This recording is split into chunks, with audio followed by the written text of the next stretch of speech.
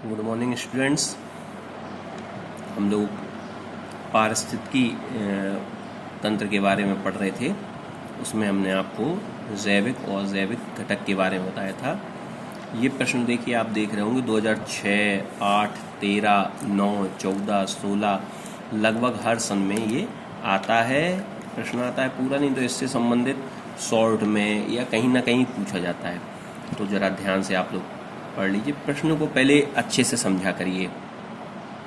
लिखा है पारिस्थितिकी तंत्र की परिभाषा लिखिए, माने इकोसिस्टम की आपको डेफिनेशन देनी है। इसके प्रमुख घटकों के नाम बताइए, माने इकोसिस्टम के कौन कौन से कंपोनेंट्स होते हैं, घटक होते हैं, उनके बारे में बताना है। एक घास के मैदान के पारितंत्र का वर्णन करिए।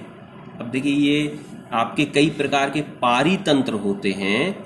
इन पारितंत्रों को आपको समझना है कि आपके जो पारितंत्र हैं ये आपके घास के मैदान का होता है, एक तालाब का होता है, समुद्र का होता है, एक पेड़ का भी हो सकता है।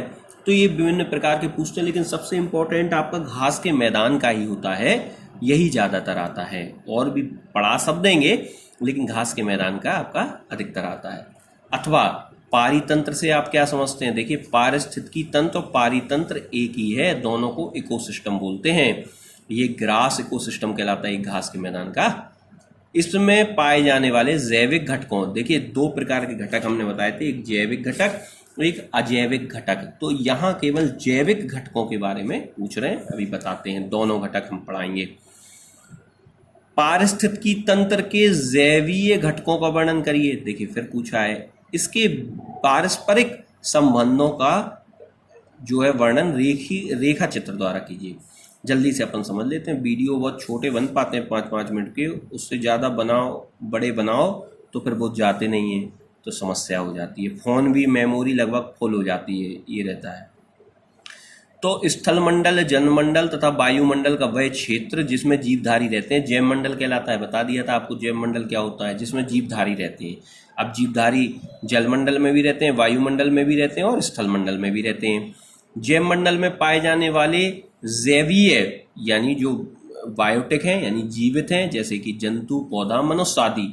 अजैवीय, अजैवी माने जो नॉन लिविंग है, जैसे कि आपकी सॉइल हो गई, मिट्टी हो गई, पत्थर हो गई, चट्टानें हो गई, नदी हो गई, हवा हो गई।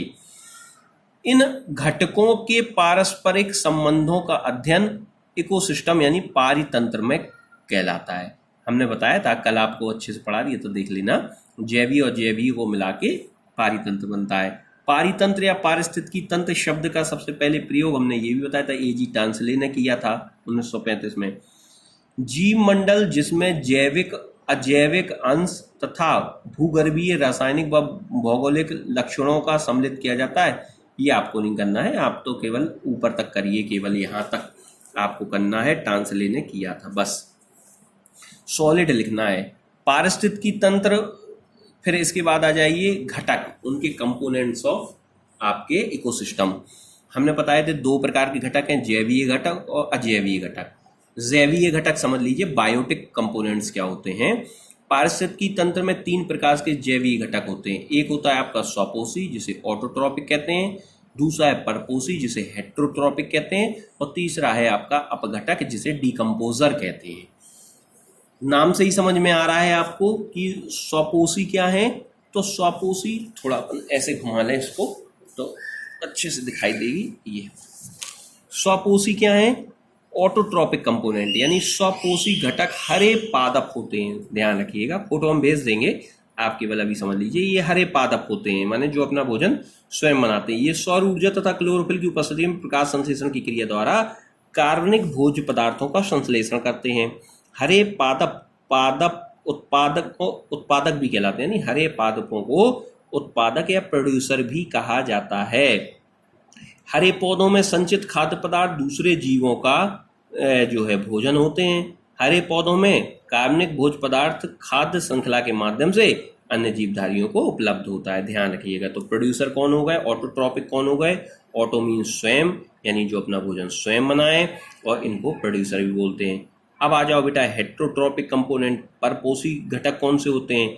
ये अपना भोजन स्वयं नहीं बना सकते, ये भोजन के लिए प्रत्यक्ष या परोक्ष रूप से दूसरों पर निर्भर होते हैं। इन्हें उपभोक्ता कहते हैं। ध्यान से सुन लीजिए, उपभोक्ता यानी कंज्यूमर कहलाते हैं। ये कंज्यूमर माने ऐसे जंतु जो अपने भोजन के लिए दूसरों पर निर्भर रहें या पौधों पर निर्भर रहें, उन्हें उपभोक्ता कहा जाता है। समझ में आ गया होगा। ये आगे आपका पढ़ाते हैं।